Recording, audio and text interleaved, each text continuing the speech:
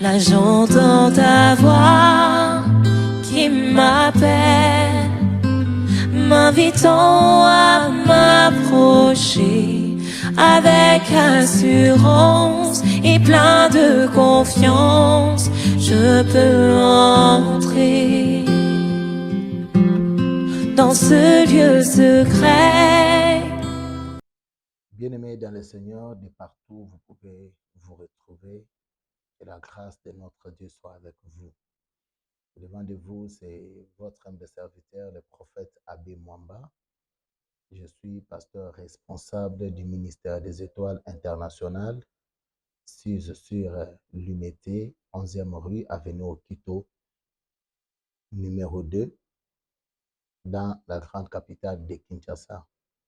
Je viens ce matin, partager avec vous une pensée pendant quelques séances, un thème très important que le Seigneur a mis à mon cœur pour partager avec vous. Et je vais parler avec vous sur comment vaincre les esprits qui arrêtent l'histoire ou la destinée d'une personne, d'une nation, d'une communauté, d'un pays, d'une église, d'une société ou d'un groupe de gens. Il y a des gens aujourd'hui qui sont plus combattus par rapport à leur destinée. Les gens que nous avons connus hier, aujourd'hui, nous ne les connaissons pas. Les gens que nous avons vus briller dans une étape, les gens que nous avons vus faire de grandes choses dans un domaine, et après un temps, nous avons vu ces gens-là disparaître. Et pendant ces séances, nous allons partager avec vous ce thème qui sera très important et qui va t'aider dans chaque domaine où tu es en train de te retrouver. De prime abord, je voudrais que nous puissions d'abord prendre nos Bibles pour méditer ensemble ces passages. Nous sommes dans le livre des Galates, le chapitre 5e, le 7e verset. Ça sera vraiment notre passage de base qui va vraiment plus nous intéresser pendant la plupart des séances, malgré il y aura des sous-points que nous allons traiter ensemble avec vous, mais ça sera notre passage de base. J'ai besoin que nous lisons ces passages dans le livre des Galates, chapitre 5, versets 7 et 8. Nous lisons au nom de Jésus-Christ. La Bible dit, vous courriez bien. Qui vous a arrêté pour vous empêcher d'obéir à la vérité. Cette influence ne vient pas de celui qui vous a appelé. Cette influence ne vient pas de celui qui vous a appelé. Si nous voulons bien examiner et comprendre ces passages, la Bible dit vous courriez bien, pas vous marchez, mais vous courriez bien. Lorsque quelqu'un commence à prendre la percée dans sa vie, lorsque quelqu'un commence à monter, lorsque quelqu'un commence à progresser, vous allez remarquer qu'il y a des choses que d'autres personnes ont fait dans 10 ans, dans 5 ans, mais lui peut le réaliser dans un mois, il peut vraiment trouver une montée dans quelques minutes, il évolue. Mais brusquement, vous allez retrouver cette personne s'arrêter. Qu'est-ce qu'il a arrêté? La Bible répond déjà au verset 8 que cette influence ne vient pas de celui qui vous est appelé. C'est-à-dire, là, nous devons comprendre par rapport au livre de Corinthiens qui dit que Dieu ne se répand pas de ses dons. Les dons que Dieu a déjà fait à quelqu'un, Dieu ne peut pas encore les récupérer. Nous avons beaucoup de gens aujourd'hui qui, lorsqu'ils sont en train d'évoluer, là, ils sont en train de se dire que non, c'est Dieu qui m'a soutenu. Mais le jour qu'ils se retrouvent dans des problèmes, des fois, ils s'encouragent avec les versets. Je ne sais pas si c'est dans quel passage qui dit, c'est Dieu qui a donné, c'est Dieu qui a repris. Et beaucoup de gens sont en train de s'encourager avec cela. Mais ici, la Bible dit, cette influence ne vient pas de celui qui vous est appelé. C'est-à-dire, il y a des gens que nous avons connus, commencé leur histoire, qui ont réalisé de grandes choses, mais après un temps, ces gens-là se sont arrêtés. Maintenant, notre thème que nous allons partager avec vous voudrait dire comment vaincre maintenant cet esprit-là qui arrête la destinée des gens, qui arrête l'histoire des gens, qui arrête l'avancée des gens, la percée des gens. Comment vaincre cet esprit?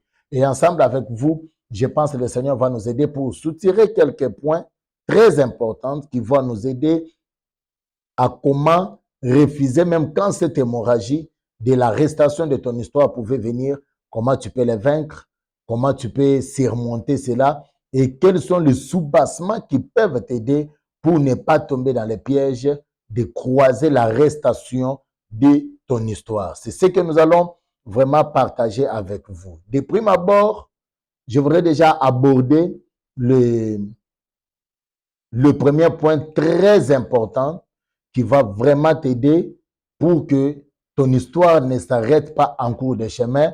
Le premier point important, c'est garder ta relation avec le Seigneur. Garder ta relation avec le Seigneur. Être dans une bonne relation avec le Seigneur. Je pense là, il y a beaucoup de points qui vont nous permettre d'entrer, mais je serai un peu bref seulement pour te faire comprendre qu'il y a des gens aujourd'hui qui cherchent à avoir des relations avec les gens qui ont des moyens. Il y a des gens qui cherchent à avoir des relations avec les autorités. Il y a des gens qui cherchent à avoir des relations avec les hauts cadres, les gens connus. Mais la relation véritable qui peut t'apporter le changement et qui peut faire que ton histoire ne puisse pas s'arrêter, c'est la relation que tu as avec Dieu. Et cette relation, ce n'est pas toi-même qui le témoigne, mais c'est Dieu qui est en train de témoigner. La Bible dit dans le livre de Job, je pense au chapitre 10e, lorsque Dieu était dans les consistoires avec les esprits, Satan aussi est apparu. Et Dieu a vu Satan, il lui pose la question, d'où viens-tu? Satan lui dit de parcourir le monde, la terre et de nous promener. Et Dieu, il y avait beaucoup de gens sur la terre pendant cette période-là, mais Dieu a reconnu une personne.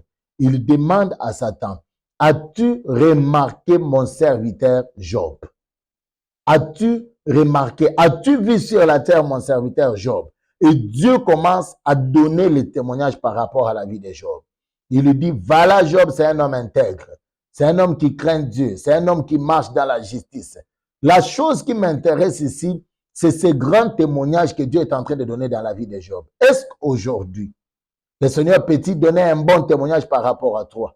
Garde ta relation avec Dieu. Les gens cherchent d'avoir des relations avec les personnes, avec les autorités, mais ils ne veulent pas garder la relation avec Dieu. La relation avec Dieu, nous la gardons par rapport à notre intimité avec lui. La vie de la prière, la vie des jeûnes, la vie de la sanctification, la vie de la méditation, même de la parole. Et quand tu garderas cette relation, tu verras que la gloire de l'Éternel, le Seigneur sera avec toi. Et même quand la vie des autres pourront s'arrêter, ta vie ne s'arrêtera pas. Parce que la relation que tu as avec Dieu, c'est une relation qui va apporter un plus dans ta vie. Celui qui est en relation avec le Seigneur, même si aujourd'hui il traverse des moments difficiles, même si aujourd'hui les choses ne marchent pas, mais parce que la relation avec Dieu qu'il a, ça peut lui prévaloir beaucoup de bonnes choses. J'aime toujours la réponse de cette femme de distinction. Lorsque Élisée est passé par chez elle à la maison, Élisée a remarqué que cette femme n'avait pas d'enfant. Et il a dit, qu'est-ce que je peux faire pour vous? La femme a répondu à Élisée, non, non, non, non, non, tu n'as rien que tu peux faire pour moi, homme de Dieu. Parce que je suis posé, je suis à l'aise. Lorsque quelqu'un est en relation avec le roi des rois, avec le Seigneur des seigneurs, il n'a pas peur de la sorcellerie, il n'a pas peur de la magie, il n'a pas peur de l'occultisme. Parce que cette relation lui donne la force. C'est comme quelqu'un qui est en relation avec une autorité, avec les chefs de l'État.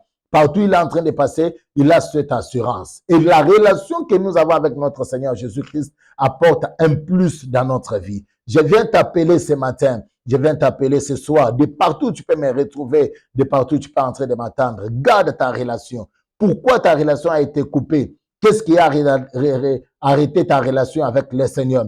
Réitère encore, restaure encore ta relation. Mets encore en lui ta confiance, en sachant que comme tu es en relation avec Dieu, rien ne t'empêchera et rien ne te bloquera. Je prophétise sur la vie d'une personne qui est en train de m'écouter maintenant, que la relation que tu as avec Dieu, ton intimité avec le Seigneur, t'apporte tout ce que ton cœur désire. Si c'est le mariage que Dieu te le donne, si c'est le travail que Dieu te le donne, la bénédiction que Dieu te le donne, tout ce que tu as besoin d'avoir, que Dieu t'accorde cela et que la grâce du Seigneur soit ton partage.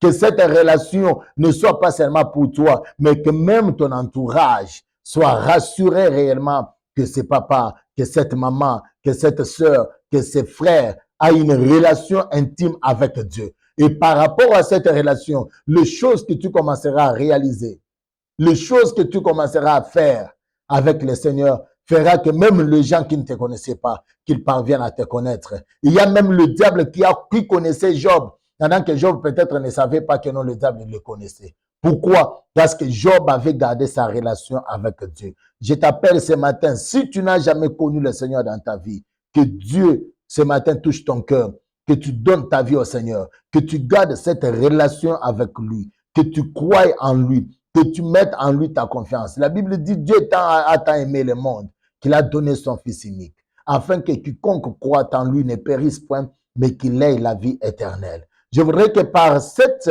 méditation de ce matin, toi qui n'as pas encore donné ta vie au Seigneur, que tu prennes ce temps de donner ta vie au Seigneur et de garder cette relation par la sanctification, par la vie de la prière, par la crainte du Seigneur et par la justice. Et ton témoignage, ce ne sera pas les hommes qui vont le donner, et ça sera Dieu qui va le donner. Je voudrais prier avec toi partout où tu peux te retrouver. Seigneur Dieu de grâce, je prie pour ma soeur, je prie pour mon frère, je prie pour ces bien-aimés qui sont en train de nous écouter pendant ce moment. Si autrefois il avait des relations, il avait côtoyé, développé des relations avec des hommes, mais il a négligé la relation véritable avec toi. Je voudrais, Seigneur, que au travers de ce message, que tu touches son cœur, qu'il renouvelle encore sa relation avec toi et que tu sois le Dieu qui l'assiste, le Dieu qui l'aide en toutes choses et que tout ce qu'il pourra entreprendre, ça puisse aller de l'avant. Accueille-le et qu'il soit béni dans tout ce qu'il peut entreprendre. Que sa vie soit heureuse et que rien ne puisse arrêter sa destinée sur la terre. Au nom de Christ Jésus, nous avons ainsi prié et nous disons Amen. Que Dieu vous bénisse. De partout, vous pouvez vous retrouver. Notre prochain rendez-vous, ça sera encore dans peu de temps. Que Dieu vous bénisse. Là j'entends ta voix qui m'appelle, m'invitant à m'approcher avec assurance et plein de confiance. Je peux entrer dans ce lieu secret.